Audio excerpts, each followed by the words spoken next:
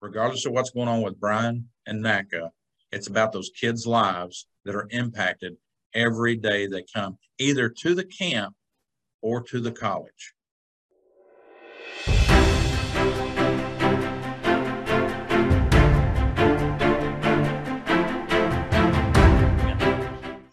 Hello, everyone. I'm Brandon Lewis, founder of the Tennessee Conservative. Today, I'm joined by John Ballinger. And John has a ton of experience in the legal, insurance, and compliance world. And he helps nonprofits, universities, and companies navigate that complexity, which is what led him to being called in by the National Association of Christian Athletes, of which he now serves as president, to unwind some very complex things that happened that were detrimental to that organization. And it happened through a relationship with Bryan College, and we're going to explore that today. Recently, a large report came out that shed a lot of light on this situation, which had previously not come into public view to the degree that it has. And I'm glad to have John here to talk about this very important issue that's close to Chattanooga, where we're based, but is also an issue for those that have been in this camp and who have ties to Bryan College as well. John, thank you for coming on the program to talk about this issue. Brandon, I appreciate your time and allowing me to continue educating the average consumer about what's going on between these two organizations, which a lot of people in this area have ties to one or other or both. Well, talk a little bit about exactly what the National Association of Christian Athletes does and did, just so people understand what it is, where it's placed, the assets it owns, and what its mission continues to be. So approximately 40 years ago, Mike and Naomi Crane started a camp up in Dayton, Tennessee on the mountain, and it was Fort Bluff Camp. And they also began doing national sporting events up there because it's large gymnasium, soccer fields, football fields. And so the organization became National Association of Christian Athletes, doing business as Fort Bluff, does summer camps for kids and a National Association tournaments of all kinds, basketball, football, soccer, for Christian schools throughout the United States. And this year, 26 states were represented in national tournaments at the camp. Some 11 to 15,000 kids flow through the camp every year in one capacity as a camper or as a athlete. Very good. So that's a good summary. So my grandmother used to have a saying, something stinks to high heaven. And when I read that story about what transpired between Bryan College and this organization, that's what it sounded like, because some of this stuff does not make any logical sense to someone that understands anything about nonprofits, which I've worked at, or businesses, which I consult and coach. And so talk to me a little bit about, there are a lot of details that we can uncover and look at, but in an abbreviated fashion, take us up to the point in time where $1 million deal was cut between Bryan College and the Cranes, who resigned after sexual abuse allegations were later substantiated and adjudicated.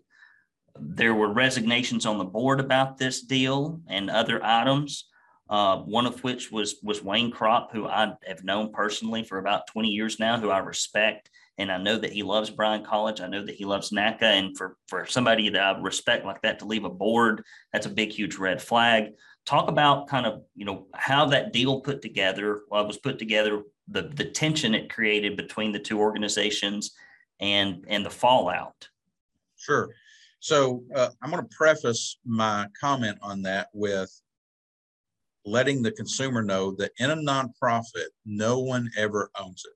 So when we talk about Mike and Naomi Crane being the founders of NACA in Fort Bluff, they were the founders, but the shareholders in a nonprofit are the people that actually donate, give to, or attend. That's the financial. You don't own a nonprofit. So I want to make sure that we're clear on that.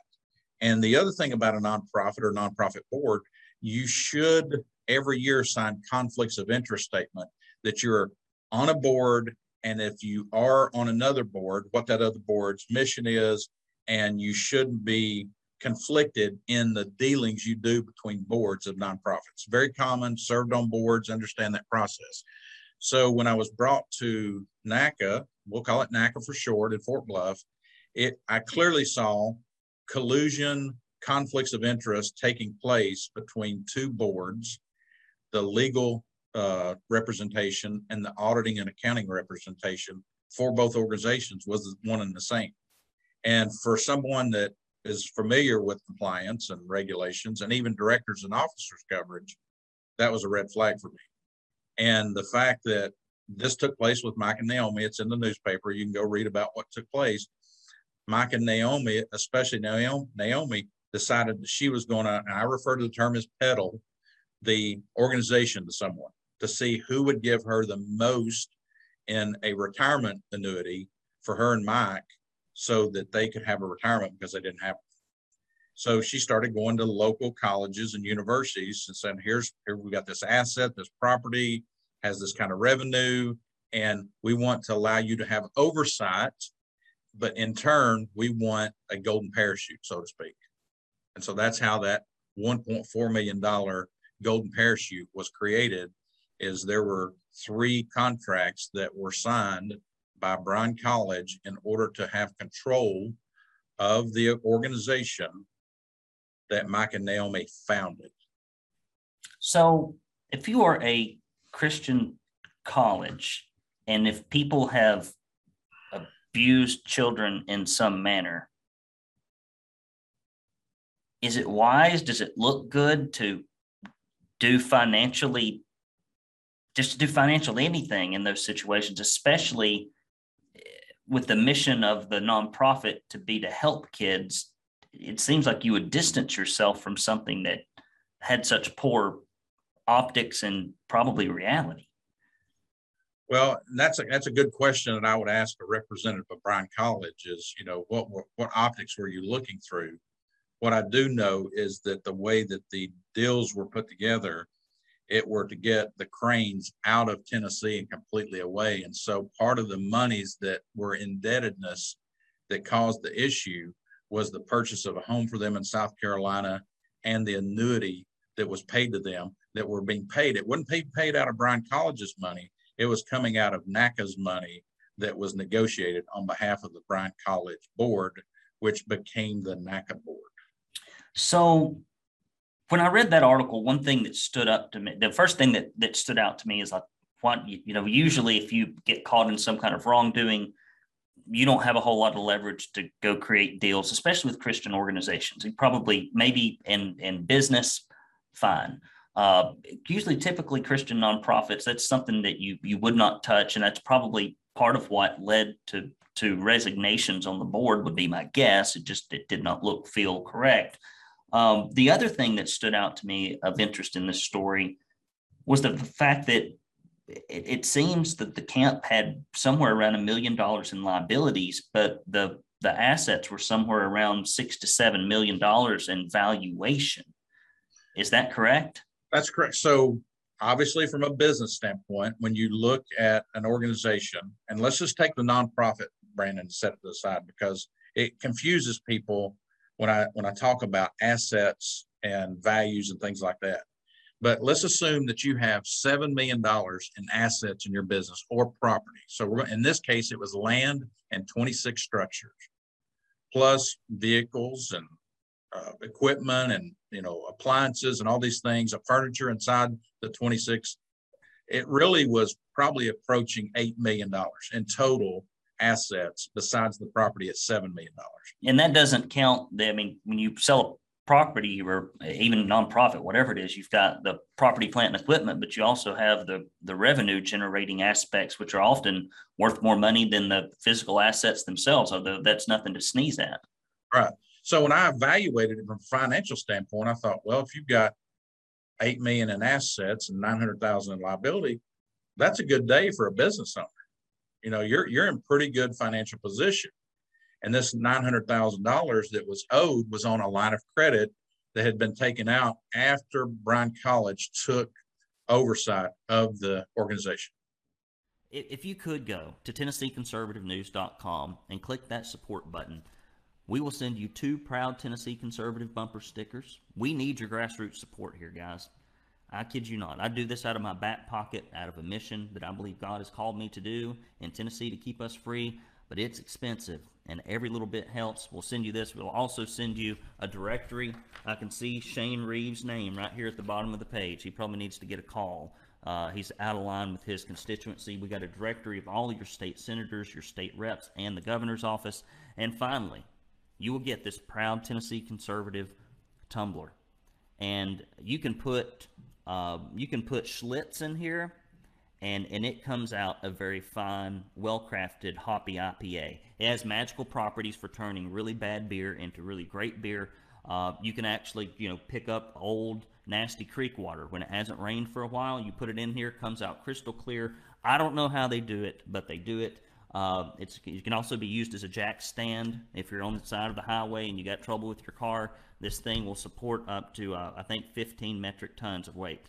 I'm not sure that I can substantiate any of these claims, and this may be what we call satire, but when you give $50 or more, or you make a recurring donation, we'll send you this puppy, and we really do appreciate your support.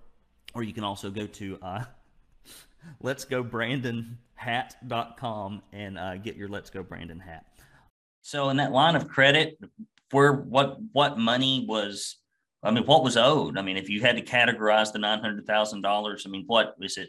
Was any of that the golden parachute money? Was it something different? So it was the home down in South Carolina that was purchased. It was golden parachute money. So if an organization doesn't have in their budget monies to pay out every month to specific golden parachutes, then that's money that's excess of the normal budgeting process. So you have the issue with Mike being convicted. The word gets out.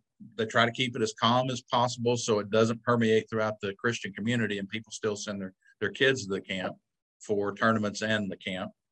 And so revenue kind of decreases. Bryan comes in to take oversight, and the operating expenses start outpacing revenue coming in. So the line of credit comes in because they're having to pay not only the disparity between revenue and expenses, but they've also paid for the house, and they've got to pay for the golden parachute. Okay. So you got a camp that was doing pretty well, but because of scandal wasn't doing as well. And then it sounds like, in addition, a deal that likely should not have ever been cut, and probably poor management, because even if somebody, in my experience in an organization, even if somebody does something untoward or awful, if they've built up an organization to a certain size, typically they're doing something right, at least from a processes and management standpoint. And if that person steps out and there's mismanagement or lack of leadership, organizations typically don't do as well. So if you've got a combination of scandal and mismanagement, or Bryan College is looking at this thing as something that is peripheral, and they're not really focusing, they're focused on tuition and enrollment at Bryan College. The camp gets mismanaged. The revenues, because of the situation, change, and they've indebted the organization for the golden parachute in the house. But then the camp was sold to Bryan College for $1. Okay. If something is worth $6 to $7 to $8 million, and if it's only got $900,000 in liabilities, and then there's a bunch of deals cut and something is sold for $1, then Bryan College charges that organization $10,000 a month rent for something it just bought for $1, which it probably should not, number one, buy it for $1, number two, because it just doesn't seem right, and number two, to then charge that organization to rent the asset it just bought for $1 that's actually probably worth, if you $6 to $5 million, even if you're being conservative, once you pay off the liabilities. How the heck does that happen? Yeah. So you've been on boards. I've been on boards. The Tennessee state and most states say that a board member has a primary responsibility, and that's to be a fiduciary for that nonprofit, which means you have to be concerned about how the money that comes in from the shareholders is spent in order for the nonprofit to fulfill its mission. And so when you have commingled boards with commingled executives from both organizations, because you got to remember that the president of the college was the chairman of the board for the NACA, and the president of NACA was the controller for the college. And then you had the board members outside of that. So you had executives, chairman, and board members that were commingled. And then you had legal and accounting that were both organizations. And on nonprofit boards, each year you're supposed to sign what's called conflicts of interest statement that explain that you can't have close tie, or in a way, a good friend of mine is like, if you've got two hands and you're independent of one another, but now you're like this, something's wrong, because that's not what it's supposed to be. So, so if you're supposed to be on a board and you're supposed to have a fiduciary responsibility to make sure that the mission of an organization gets carried out, it would seem to me that making deals that are unethical for folks that have done things untoward to children, and then letting the nonprofit not be managed properly, and then to sell the nonprofit's assets to another nonprofit and then for $1. It'd be like if I were like somebody passed away and I'm the fiduciary, I guess the ward of a couple of children that are good friends of mine, and like, if anything ever happens, Brandon, you manage the money. I've got, we don't want you keeping the kid. Okay. We want you to manage the money. And I would never sell all the kids' stuff and their inheritance for $1 if I were in charge of managing that for their good benefit, and then charge them $10,000. Or, it doesn't make any sense. This doesn't seem like that's what you should do if you're looking out for the interests of a nonprofit. No, I agree. And it's like I said, it's like having a home that I own, that I allow a roommate to come into and live. And then through the process of our being roommates, he sells my home unknown to me for his own profit, and then turns around and says, hey, if you want to stay there, sign this lease and I'll rent your home to you. And I'm sitting there like, what just happened? Which is exactly what happened when Dr. Coddington, who was the board chairman, who was assigned that post when the president of the college resigned due to conflict of interest. Dr. Coddington called me and he said, it was the exact words, man. He said, John, something happened here and we're not quite sure what it is, but would you come and take a look at it? Well, I'm not an expert in this. This is not sworn testimony. I don't know if all this stuff is completely accurate. I'm just asking questions based upon the story I read in one of our liberal broadsheets, which I can't believe they even wrote the story. I mean, it doesn't seem like something they do. I think the only reason they probably wrote it is because it's a conflict between two Christian organizations, and they like that because they're not very pro-faith or pro-Christian, because it's, that runs against secularism and everything else they try to promote over there. But the fact that it even got light of day is amazing to me. So what happens next for NACA? I mean, just the outside looking in, doesn't look right, doesn't smell right. What happens next? Where are y'all in the process? Well, so we're at the point where we're appealing the court's ruling, because we feel like that the courts have never really heard our case. The whole process has been hung up on the lease agreement that was made by the president of the college. I mean, the controller of the college, who was the president of the nonprofit, and the chairman of the board for the nonprofit, who was the president of the college. They created a lease agreement, and the lease agreement that they created, that was originally seen by the board for the nonprofit, and the one that was executed are not the same lease. So this thing goes deep. It goes down hills and valleys and turns and tunnels.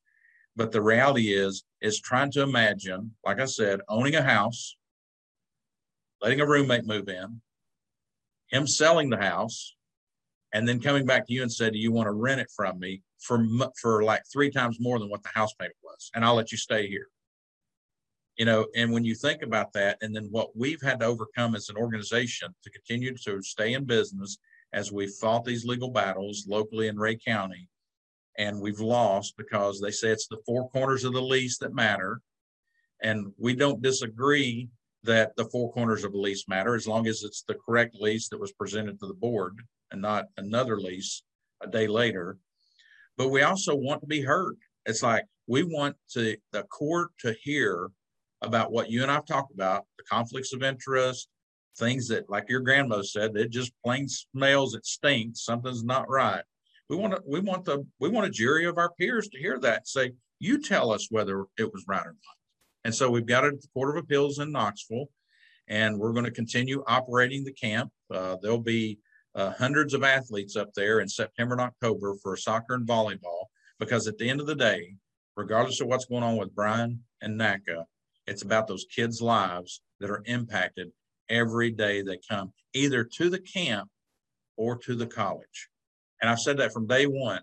Let's work this out so that it benefits the kids that are going to that college and the kids that are going to that camp, because those kids at that camp may someday be attending that college. Makes sense. It is an intriguing story.